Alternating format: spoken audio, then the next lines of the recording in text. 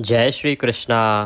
आप सभी को श्रवण मास कृष्ण पक्ष कामिका एकादशी की ढेरों शुभकामनाएं। प्रिय भक्तों, आज सावन के महीने की कामिका एकादशी है। आज के दिन गीता के 7वें अध्याय को सुनने का, उसके पुण्य को पितरों को अर्पित करने का विधान कहा गया है और बहुत ही अद्भुत फल कहा गया है।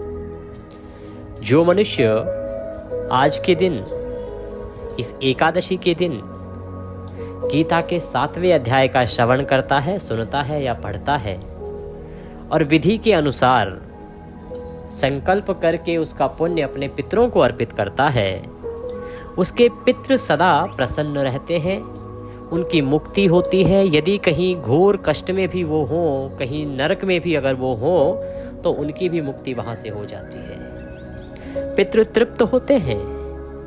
इसके पुण्य के प्रभाव से जब वो तृप्त होते हैं तो आपके जीवन के सभी संकटों का अंत होता है।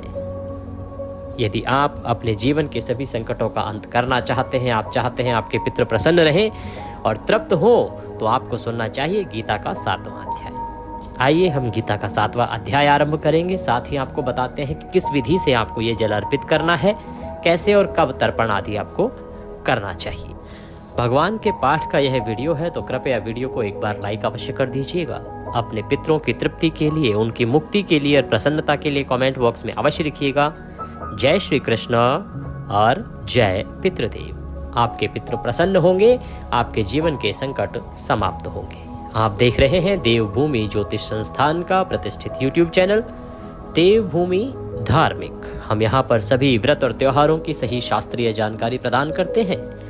ज्योतिष शास्त्र और पंचांग के आधार पर आपको बताते हैं कौन सी तिथि कब है, कैसे व्रत आदि करना है, पूजन आदि करना है, क्या विधि है, क्या नियम है। यदि आप सभी व्रत और त्योहारों की सही जानकारी पाते रहना चाहते हैं, सही अध्याय महात्म्य में कथाएं सुनते रहना चाहते हैं, तो कृपया चैनल को अभी सब्सक्राइब कीजिए और बेल आइकन को प्रेस कीजिए। घंटी के निशान को अवश्य दबाइएगा सब्सक्राइब करने के बाद, तभी आपको हमारे वीडियो मिलेंगे, अन्यथा आपसे जानकारी छूट जाएगी। आइए जानकारी आरंभ करते हैं, पाठ आरंभ करते हैं। सर्वप्रथम सुबह स्नान आदि से निवृत्त होके स्वच्छ वस्त्र धारण कीजिए और एक तांबे का या पीतल का लोटा लीजिए। उसमें पहले गंगा जल भरिए, तदोपरांत शुद्ध जल भरिए। उसमें थोड़े से काले तिल डालिए, एक पत्ता तुलसी का डालिए और सफ़ेद पुष्प हो तो वह डालिए, कुशा हो तो कुशा डालिए। लोटा लेके एक आसन लगाइए और दक्षिण दिशा की ओर मुख करके आसन लगा के बैठ जाइए। अब आप गीता के 7वें अध्याय का श्रवण करेंगे। गीता का 7वां अध्याय सुनने के बाद उसका जो पुण्य है उसको आप अपने पितरों को अर्पित करेंगे। पितरों को पुण्य अर्पित करने की विधि ये रहेगी कि सबसे पहले आप अध्याय पूर्ण करने के बाद भगवान विष्णु का नाम लेते हुए संकल्प करेंगे कि प्रभु, मैंने ये जो गीता का 7वां अध्याय सुना है, इससे जो पुण्य प्राप्त हुआ है, ये संपूर्ण पुण्य मैं अपने पितरों को अर्पित करता हूँ। आप यहाँ अपने पितरों का नाम ले सकते हैं, उनके साथ जो आपका संबंध है उसके माध्यम से आप बता सकते हैं कि मैं अमुक अमुक पितृ को यह पुण्य अर्पित करता हूँ। पितरों को संपूर्ण पुण्य अर्पित करिए, ये संकल्प कीजिए। उसके बाद आप उस जल से पितरों का तर्पण कीजिए। तर्पण करने के लिए एक बड़ा पात्र लीजिए, उसमें अपने सीधे हाथ में जो अंगूठा और उंगली के बीच का क्षेत्र है वो तर्पण क्षेत्र है, वहां से तर्पण कीजिए जल से। अपने पितरों को स्मरण करते हुए, उनका ध्यान करते हुए उनको वह जल अर्पण कीजिए। पितरों से निवेदन कीजिए कि हे मेरे पितरों, ये जो गीता के 7वें अध्याय का पुण्य है ये मैं आपको अर्पित करता हूँ। संपूर्ण पुण्य के साथ आपका तर्पण करता हूँ। आप इस जल को स्वीकार करें, उस पुण्य को स्वीकार करें और इससे आप तृप्त हो। इस पुण्य के प्रभाव से आपके पितृ अगर कहीं घोर नरक में भी हो तो वहां से भी उनकी मुक्ति हो जाती है, ऐसा गीता में लिखा है और ऐसा ही शास्त्र भी कहते हैं। इसीलिए गीता के 7वें अध्याय को पितरों के निमित्त कर्म के लिए श्रेष्ठतम माना गया है और इसे प्रत्येक एकादशी पर अपनाइए। प्रत्येक एकादशी पर करिए, पूर्णिमा पर करिए, अमावस्या पर तो करिए ही करिए। बीच में और भी कई योग बनते हैं, तिथियां आती हैं, उन पे हम समय समय आपको बताते रहते हैं, उन पे भी आप इस कर्म को करें।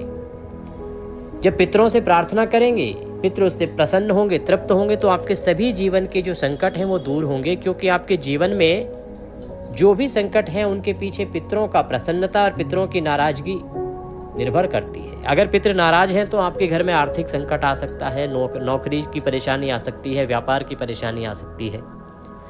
आपके यहाँ पे वंश वृद्धि रुक जाती है, बच्चे नहीं होते पितृदोष के कारण, पितरों की नाराजगी के कारण।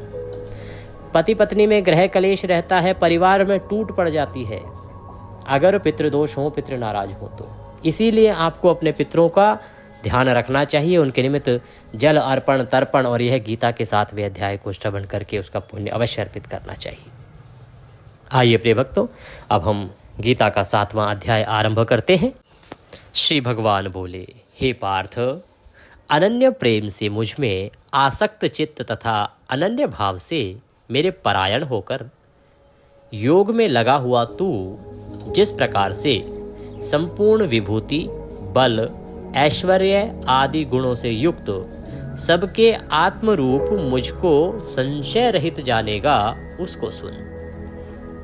मैं तेरे लिए इस विज्ञान सहित तत्व ज्ञान को संपूर्णतया कहूँगा, जिसको जानकर संसार में फिर और कुछ भी जानने योग्य शेष नहीं रह जाता।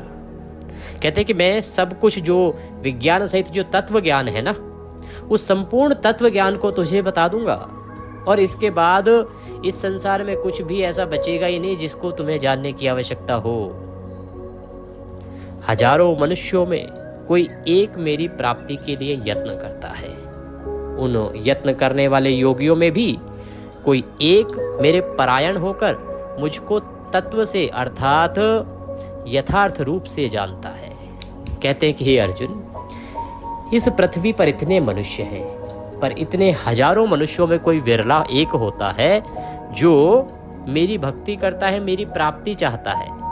सब मुझे प्राप्त करना नहीं चाहते। आप स्वयं ही देख लीजिएगा, आपके आसपास की कितने लोग हैं जो भगवान के इस परमानंद स्वरूप की पूजा करते हैं। सबके अपने अपने देवता हैं, उनकी पूजा करते हैं। कोई राम भजता है, कोई बलराम भजता है, कोई हनुमान भजता है, किसी के अपने देवता हैं, कोई काली माता को भजता है। ऐसे सभी के अपने अपने देवता हैं। निराकार स्वरूप जो सच्चिदानंदन घन है, वासुदेव को भजता कौन है? बड़े कम होते हैं। तो कहते हैं कि बड़े कम हैं, कोई हजार में एक है जो मुझे प्राप्त करना चाहता है, और उसमें भी बहुत विरले लोग हैं जो मुझे प्राप्त करने के लिए प्रयत्न करते हैं तथा जो यथार्थ रूप से मुझे जानते हैं। यथार्थ रूप से तो मुझे जानने वाले ना के बराबर लोग हैं। हे अर्जुन, पृथ्वी, अग्नि, वायु, आकाश, मन, बुद्धि और अहंकार भी इस प्रकार 8 प्रकार से विभाजित मेरी प्रकृति है। यह 8 प्रकार के भेदों वाली तो अपरा अर्थात मेरी जड़ प्रकृति है।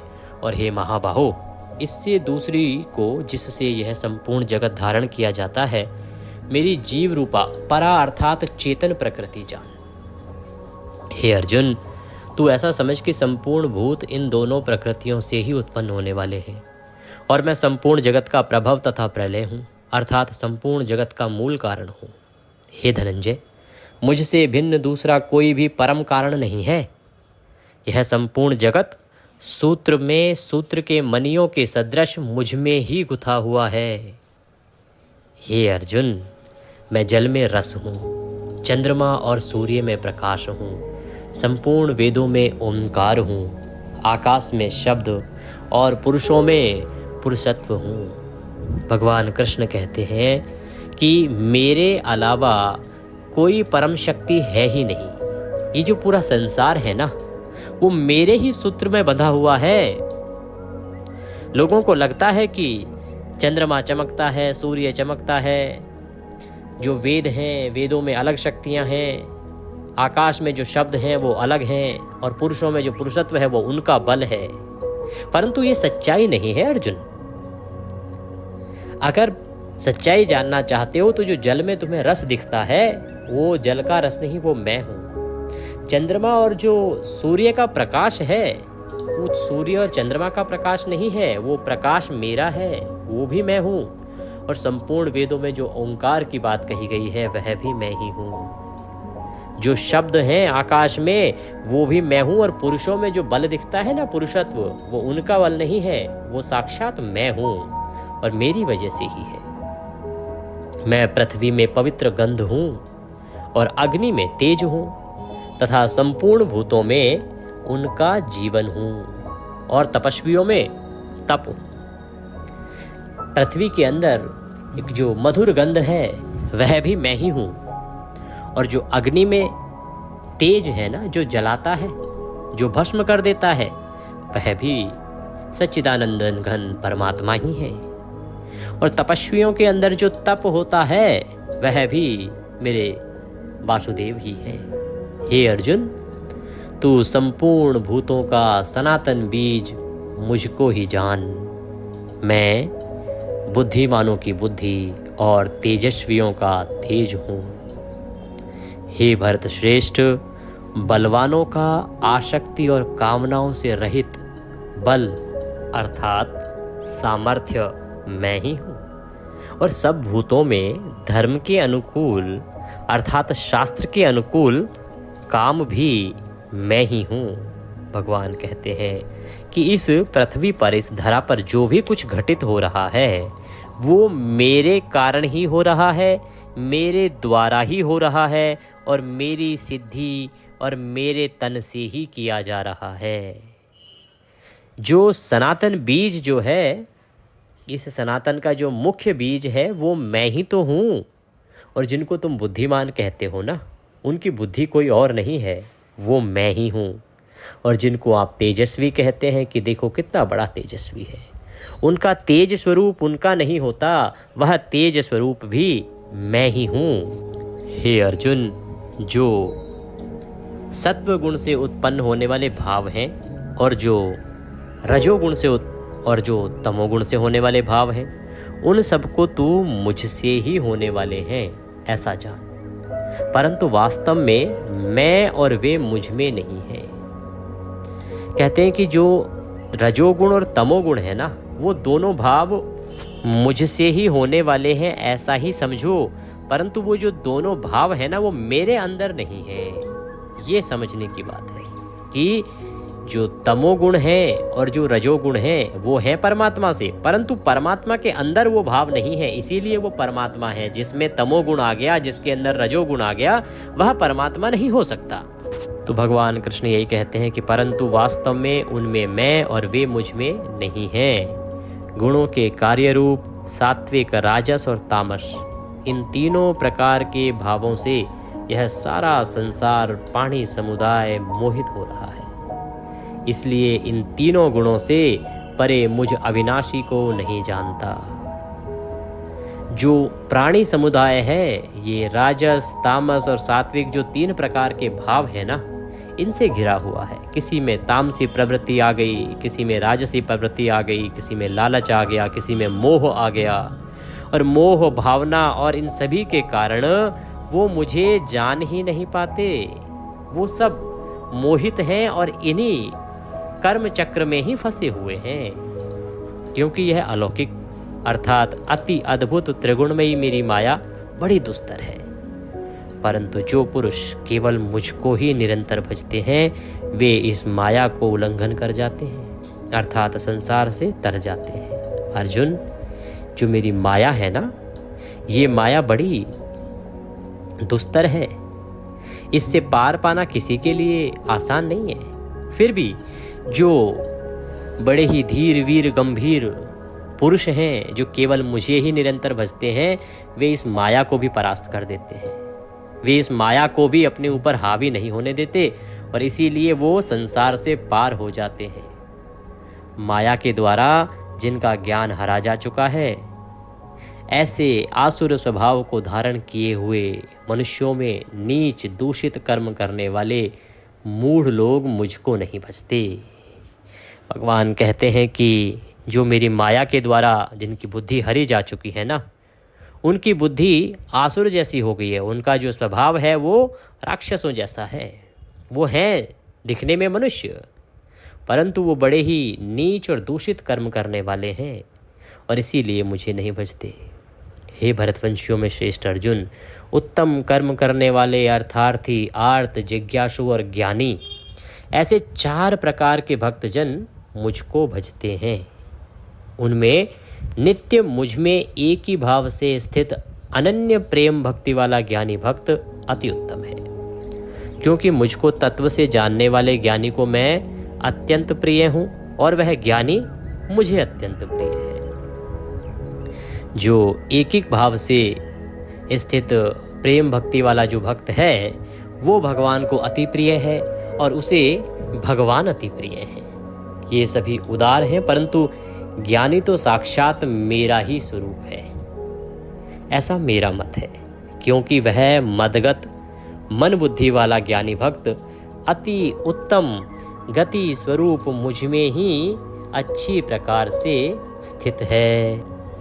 बहुत जन्मों के अंत के जन्म में तत्व ज्ञान को प्राप्त पुरुष सब कुछ वासुदेव ही है, इस प्रकार मुझको भजता है, वह महात्मा अत्यंत दुर्लभ है।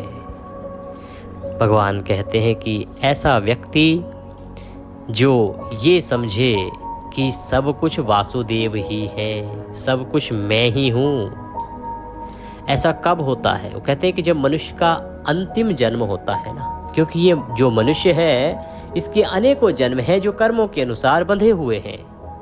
फिर अंत के जन्म में इसको मैं इतनी बुद्धि दे देता हूँ कि इसको ये समझ आता है कि तत्व ज्ञान क्या है, सच्चाई क्या है। और जब वो तत्व ज्ञान को प्राप्त कर लेता है पुरुष, तो उसे ये समझ आ जाता है कि सब कुछ वासुदेव ही है।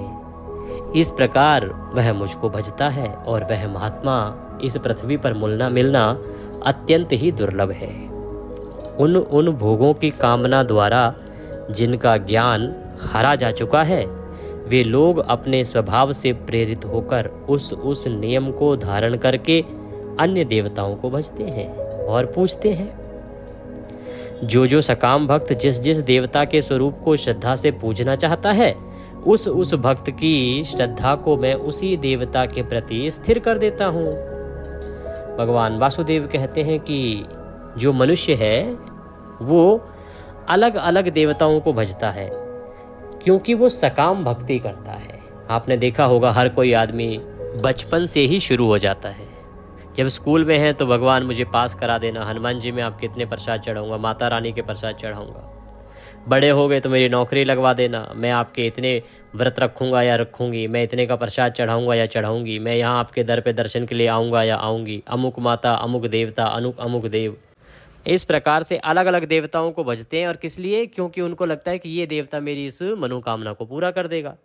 तो भगवान कृष्ण कहता है कि ये मूर्ख लोग जानते ही नहीं हैं कि ये भज तो उसे रहे हैं और इनको लगता है कि इनकी मनोकामना वही पूरी कर रहे हैं, पर वास्तव में वो सब मेरी कृपा से ही हो रहा होता है। वो मैंने ही पूर्व निर्धारित किया होता है और मैं ही उन मनोकामनाओं को पूरा कर रहा होता हूँ, केवल इसलिए कि चलो इनकी श्रद्धा इनमें है तो ये श्रद्धा स्थिर बनी रहे, आप उस पर विश्वास करते रहे, इसीलिए मैं उन मनोकामनाओं को पूरा कर देता हूँ। पर वास्तव में वो सब कुछ मेरे द्वारा ही किया जा रहा होता है। वह पुरुष उस श्रद्धा से युक्त होकर उस देवता का पूजन करता है और उस देवता से मेरे द्वारा ही विधान किए हुए उन इच्छित भोगों को निसंदेह प्राप्त कर लेता है। परंतु उन अल्प बुद्धि वालों का वह फल नाशवान है तथा वे देवताओं को पूजने वाले देवताओं को प्राप्त होते हैं, और मेरे भक्त चाहे जैसे ही भजें, अंत में वे मुझे ही प्राप्त होते हैं। भगवान कृष्ण कहते हैं कि हे अर्जुन, उनकी बुद्धि बड़ी थोड़ी है, वो अल्प बुद्धि वाले हैं। उनको पता ही नहीं कि जो वो कर रहे हैं उससे जो फल प्राप्त होगा ना, वो बड़ा ही नाशवान है, अर्थात वह फल समाप्त हो जाएगा। वो थोड़े समय के लिए ही है। और जो उन देवताओं को भजते हैं वो उन देवताओं के ही धाम को जाते हैं। तो भगवान कृष्ण कहते हैं गीता में कि आप यदि किसी देवता के धाम को जाओगे तो उस देवता के धाम में तब तक रह पाओगे जब तक आपके पुण्य कर्म बचे होंगे। फिर पुनः आपको जन्म लेना पड़ेगा, पृथ्वी पर आना पड़ेगा, कर्म के अनुसार आपको योनि प्राप्त होगी। तो आप जन्म मरण के बंधन से समाप्त नहीं होंगे। उन देवता के धाम में जाके आपको मुक्ति प्राप्त नहीं होगी। तो भगवान कहते हैं कि जब आप उन देवताओं को भजते हैं तो आप उन देवताओं के ही धाम को प्राप्त करते हैं। मेरे भक्त चाहे जैसे मर्जी भजें, पर अंत में मुझे ही प्राप्त होते हैं।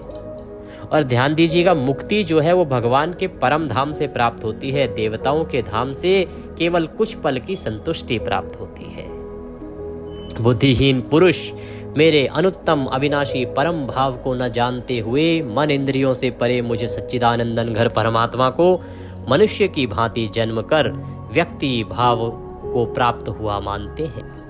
अपनी योग माया से छिपा हुआ मैं सबके प्रत्यक्ष नहीं होता, इसीलिए यह अज्ञानी जन समुदाय मुझे जन्म रहित अविनाशी परमेश्वर को नहीं जानता, अर्थात मुझको जन्मने और मरने वाला समझता है। भगवान कहते हैं कि मैं योग माया से छुपा रहता हूँ, मैं सबके सामने नहीं होता, इसीलिए साधारण जो मनुष्य है उसको ये लगता है कि मैं जन्म लेता हूँ और फिर मृत्यु को प्राप्त होता हूँ, तो मुझे भी जन्मने और मरने वाला ही समझते हैं। हे अर्जुन, पूर्व में व्यतीत हुए और वर्तमान में स्थित तथा आगे होने वाले सब भूतों को मैं जानता हूँ, परंतु मुझको कोई भी श्रद्धा भक्ति रहित पुरुष नहीं जानता, अर्थात जिसके अंदर श्रद्धा नहीं है, भक्ति नहीं है, ऐसा पुरुष मुझे नहीं जान सकता। हे भरतवंशी अर्जुन, संसार में इच्छा और द्वेष से उत्पन्न सुख दुख आदि द्वंद्व रूप मोह से संपूर्ण प्राणी अत्यंत अज्ञानता को प्राप्त हो रहे हैं, परंतु निष्काम भाव से श्रेष्ठ कर्मों का आचरण करने वाले जिन पुरुषों का पाप नष्ट हो गया है, वे राग द्वेष जनित द्वंद्व रूप मोह से मुक्त दृढ़ निश्चयी भक्त मुझको सब प्रकार से भजते हैं।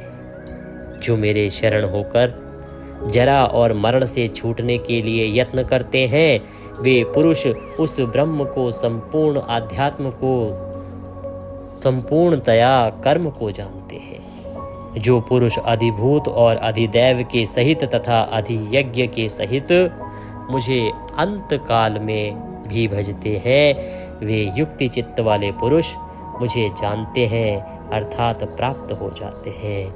भगवान कहते हैं कि जो मुझे अंत समय पर भी यदि भज लेता है तो मैं उसका भी कल्याण कर देता हूँ। तो सभी को गीता का उपदेश याद रखना चाहिए और भगवान सच्चिदानंदन घन को सदा स्मरण करते रहना चाहिए, क्योंकि परम धाम की प्राप्ति केवल वो ही करा सकते हैं।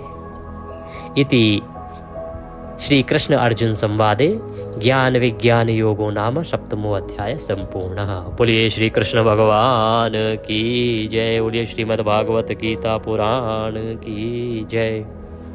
इसके बाद जो विधि आपको बताई है उसके अनुसार संकल्प कीजिए, संकल्प करके और इस जल से पितरों का तर्पण कीजिए। यह जल आप पीपल पर अर्पित करेंगे और ये एकादशी सोमवार को है, तो सोमवार को पीपल पर जल दिया जा सकता है। उत्तम समय रहता है कुतुब काल का, समय रहेगा 11:30 से और 12:15 के बीच। इसमें अगर आप ये जल अर्पण करते हैं तो बड़ा ही कल्याणकारी होगा। जब अर्पण करें तो अपने पितरों से अपनी कठिनाइयों को दूर करने के लिए निवेदन कीजिए, जिससे कि वो आपकी परेशानी अगर जीवन में है तो उनको हल करें। आपको निश्चित ही लाभ होगा, ऐसा शास्त्र कहते हैं। भगवान कृष्ण सब पर कृपा करें। चैनल पर नए हैं तो सब्सक्राइब करते जाइएगा, वीडियो को लाइक अवश्य कीजिएगा, कमेंट बॉक्स में लिखिएगा जय श्री कृष्ण।